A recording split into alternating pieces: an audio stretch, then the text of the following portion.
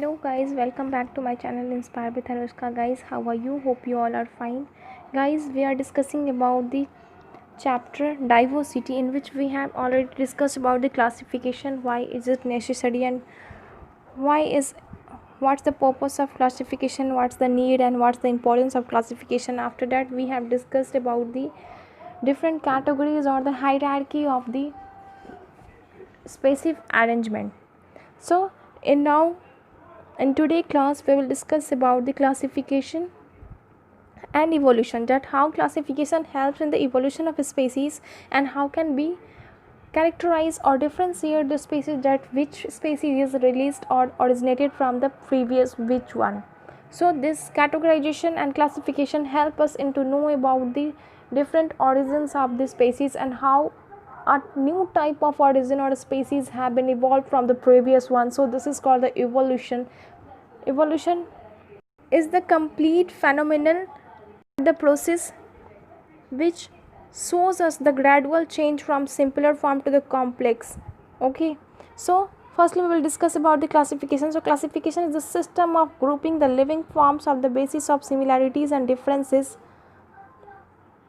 and the branch of biology which deals about the classification is known as taxonomy. So guys, the organism which you have studied, so diversity in this their structure and range from simple single cellular microscopic form to the complex multicellular form. So organism within the kingdom, however, possesses the certain common features. For example, plant in the kingdom, plantia, despite the great diversity and share certain common features, similarities in the animals share the quite a new few common features. This led to a famous biologist Charles Darwin in 1857 to suggest the organisms are related to each other by the descents. So they had common ancestors from which they have gradually evolved into form their present forms.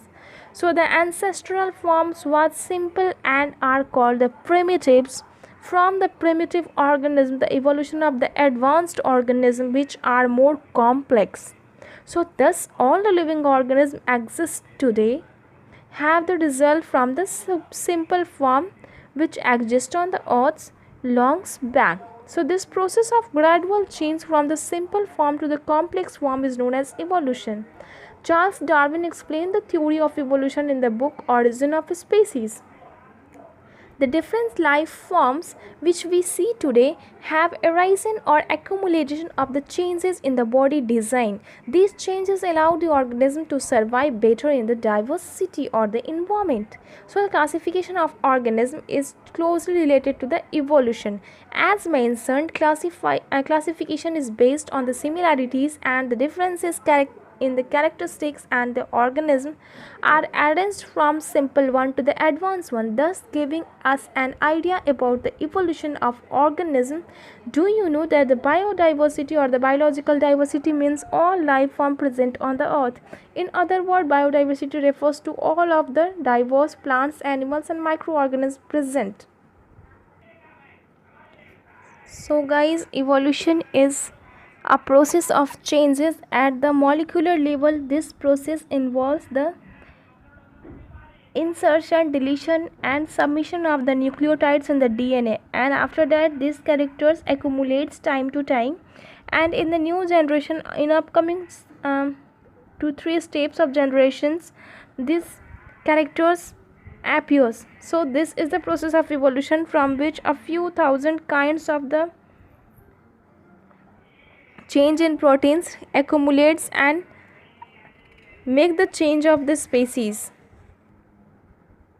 So guys, the idea of evolution is very popular one, but unfortunately various misconceptions has created in the mind of the biologist and lemur about its during its extinction and the popularization. Some of these misconceptions are: if in the layman is asked to meaning of the word evolution, he has likely to reply man came from the monkey. So the shortcoming of the layman's definition lies in the fact that the picture one modern have as a descender from the another modern form. So man and monkey are the contemporary, both are the products of the long evolution. So the relationship existing between the monkey and the man rather than the being of a father and son relationship is more comparable to cousin relationship, as one of these cousins have a pair of grandparents in common. Similarities modern and the modern monkeys are thou as having the share of common ancestors in the distant past.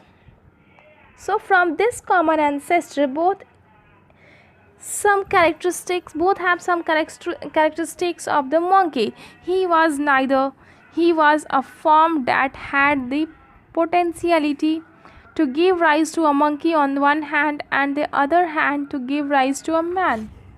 So there is the evidences that any of the modern monkey has their potentiality. The second one is the phrase that the survival of the fittest is the Darwin's, but the clear form his writing has that did not mean it literally.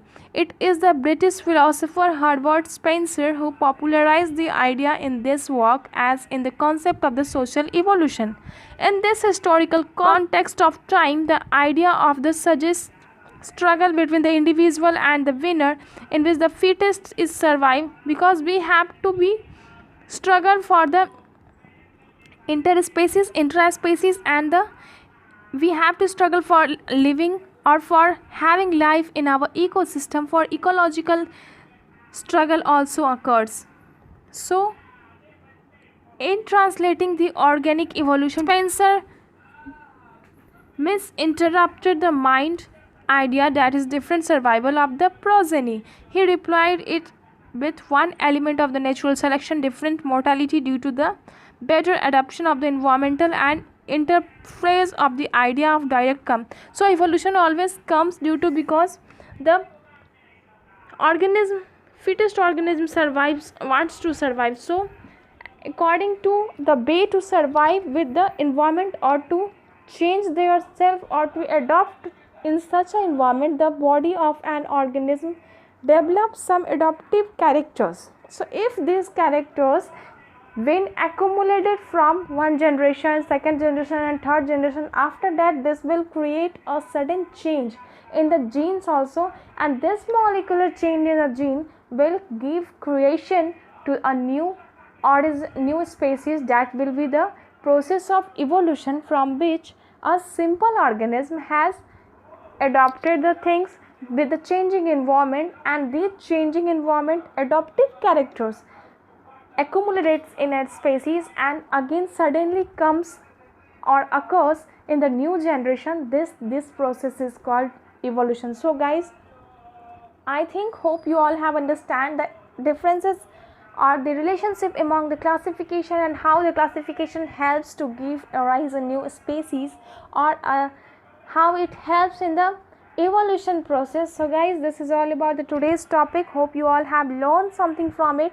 If you like this video, then please press the like button, share it with your friends, subscribe my channel, and thanks so much for giving your love and concern to me. Thanks guys. In next video we will discuss about the nomenclature and also about the rules for the nomenclature. So guys, keep watching on my channel. Bye bye.